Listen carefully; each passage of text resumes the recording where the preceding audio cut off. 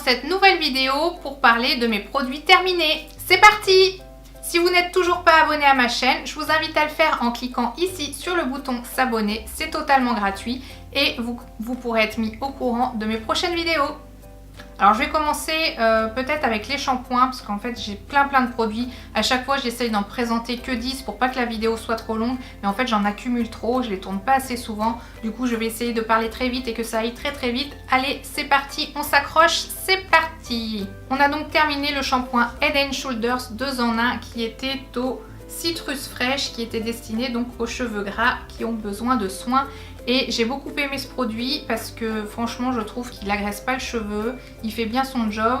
J'ai bien envie de le racheter et en fait c'est mon mari qui en a racheté un mais il est à la pomme et il n'est pas spécial cheveux gras. C'est pas grave, on va le terminer quand même. Mais celui-là je pense bien le racheter parce que je l'ai trouvé très bien. Le shampoing le Petit Natéis qui est 2 en 1 extra doux pour les enfants, qui est à l'amande douce et à la poire, je vous en ai déjà parlé. C'est les filles qui l'utilisent, elles l'aiment bien donc je le rachète. Pour le moment je ne l'ai pas encore racheté. Mais il se pourrait bien que je le rachète parce qu'ils sont très bons, il fait bien son job et il démêle bien les cheveux à racheter. Alors ça c'est un shampoing, j'ai mis énormément de temps à le finir, pourtant le format est petit pour tout type de cheveux, normal à colorer, mais c'était quelque chose d'assez nourrissant. Et du coup pour moi qui ai les cheveux gras, j'ai mis vraiment beaucoup de temps et en plus l'odeur j'aimais vraiment pas trop. Et je crois qu'en plus ça coûtait, si on l'achetait pas, enfin si on l'avait pas eu dans la box, qui coûtait une blinde.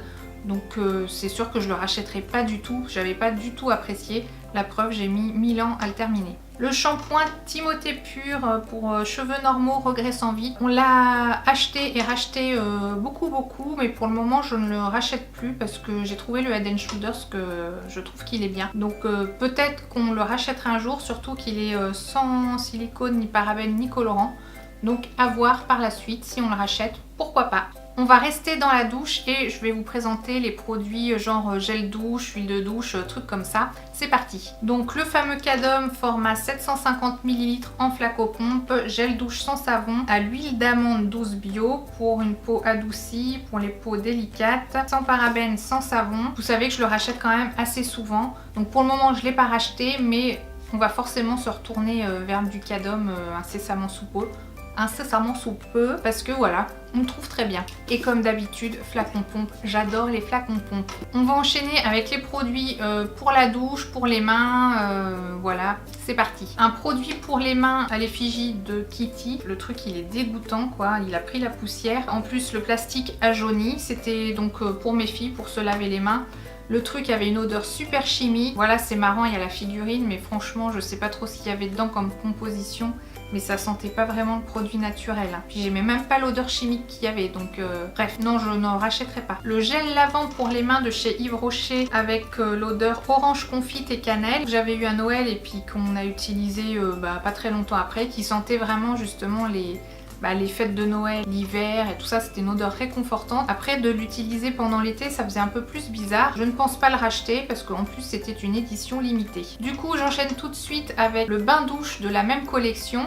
Alors je ne l'ai pas utilisé sous la douche, mais quand le gel lavant était terminé, je l'ai ouvert et j'ai mis ça dedans.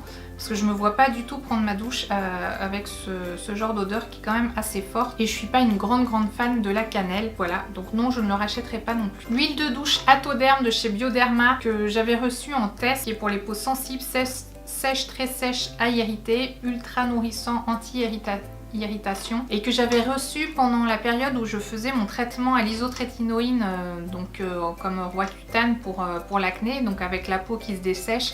Et j'avais adoré ce produit. Donc en fait, du coup maintenant je suis fan des huiles de douche. Et en plus, il sent super bon l'odeur des produits Atoderm.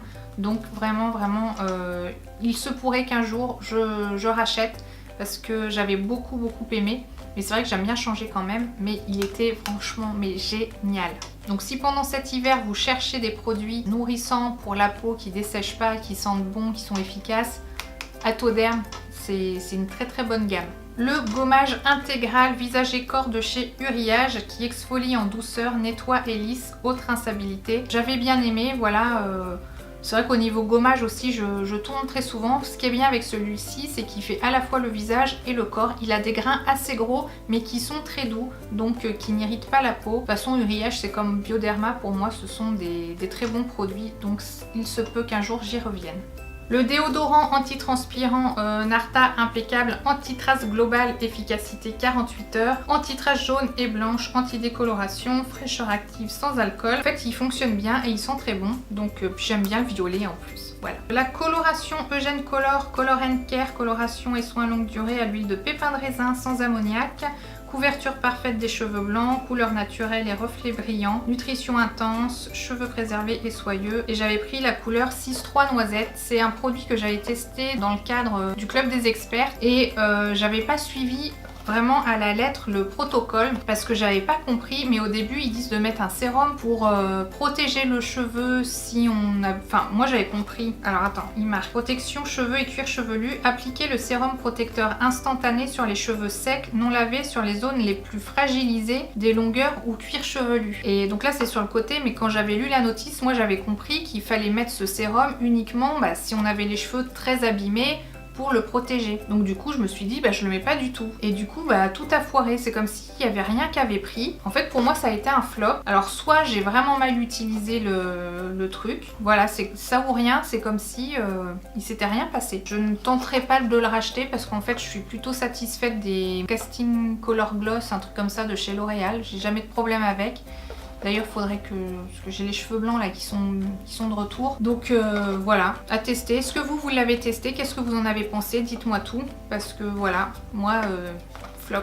Alors, l'eau micellaire thermale de chez Uriage qui purifie, démaquille et nettoie pour les peaux mixtes à grasse. Donc c'est la même que la Sébium H2O de chez Bioderma. Je vois pas vraiment de différence, c'est voilà, c'est une eau micellaire pour peau mixte à grasse. Donc il se peut qu'un jour je la rachète aussi.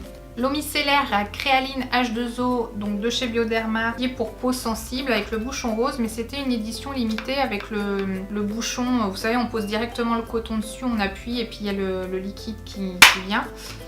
Et ce qui est cool, c'est que je vais pouvoir le réutiliser. Donc je sais pas encore ce que je vais mettre dedans, mais en tout cas, je garde cette bouteille bien précieusement.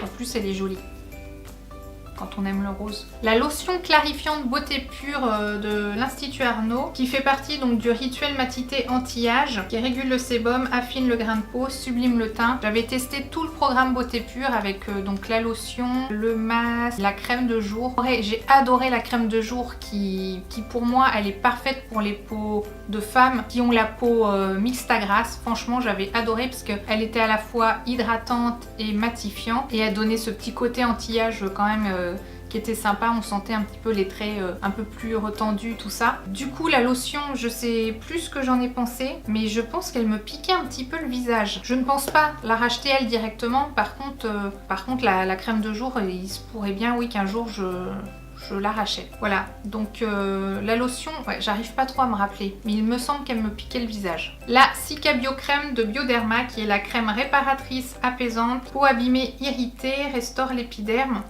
Alors, voilà pourquoi je la jette.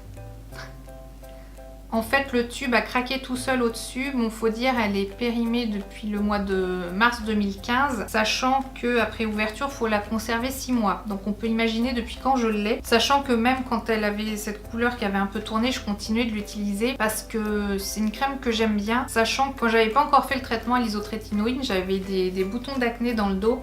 Et ça me permettait, ou même quand j'en avais un peu sur le visage, ça me permettait de les faire cicatriser d'une bonne façon. Voilà. Donc c'est une crème que j'ai rachetée parce que même quand on a des petites plaies ou choses comme ça, elle aide à cicatriser. Donc voilà, là c'est un vieux tube que je suis obligée de jeter quoi. Le lait corps ultra doux de chez Garnier qui est destiné aux peaux extra sèches. Alors j'ai pas la peau extra sèche, par contre je l'ai utilisé moi et avec Mélissa. Et je sens plus trop l'odeur, mais ça sentait tellement bon. C'était une belle découverte. Bon, j'irai pas courir pour l'acheter, mais franchement, je pense que c'est un très bon produit quand vous avez la peau extra sèche parce que c'est très très nourrissant. Le dissolvant pour vernis à ongles de chez Mavala, je le rachète à chaque fois en fait. Je le trouve très bien ce dissolvant, il fonctionne très bien. Donc oui, je le rachète. Très bien, parfait. La CC Cream Hyaluron Filler de chez Eucerin. Ce sont des échantillons, j'en ai eu plusieurs, qui comblent les rides, même profondes, de l'intérieur et unifient le teint, qui a un SPF de 15 et une protection UVA. Sur le papier, c'est super. Par contre, pour moi, la couleur ça va pas et j'ai l'impression que ma peau ne respire pas. Donc si quelqu'un veut que je lui envoie les échantillons, ça sera avec plaisir, dites-le moi parce que j'ai pas continué à les utiliser. Donc je peux pas voir non plus les bénéfices du combleur de rides à l'acide hyaluronique, mais j'ai pas aimé, ça m'a chauffé la peau, enfin voilà, je suis pas convaincue donc je n'irai pas courir l'acheter, ça c'est sûr. Keragnil Repair Crème des laboratoires Ducret pour les peaux à tendance acnéique sous traitement desséchant. Donc c'est un petit échantillon que la dermato m'avait donné pendant que je faisais mon traitement donc à l'isotrétinoïne. J'ai trouvé ce produit vraiment très bien, mais bon, je n'irai pas le racheter vu que je vais pas en avoir l'utilité. Vu que voilà, j'ai terminé le traitement. Mais si vous êtes dans le cas, franchement, très bon produit. J'ai presque plus de batterie, alors on va se dépêcher. Donc là, c'est la crème compensatrice Fizz AC Hydra des laboratoires Aderma, Avoine Real Bas, donc pour peau à tendance acnéique. Donc c'est pareil que Ducret, c'est un échantillon que j'avais eu par la dermato.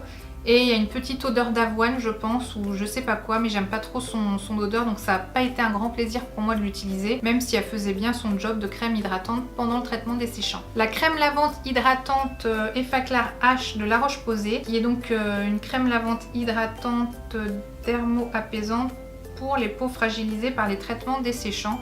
Donc pareil, échantillon que j'avais eu de la dermato qui me servait à nettoyer le visage sans dessécher encore plus la peau. Voilà, c'est La Roche-Posay, bon produit, Effaclar, très bonne gamme aussi.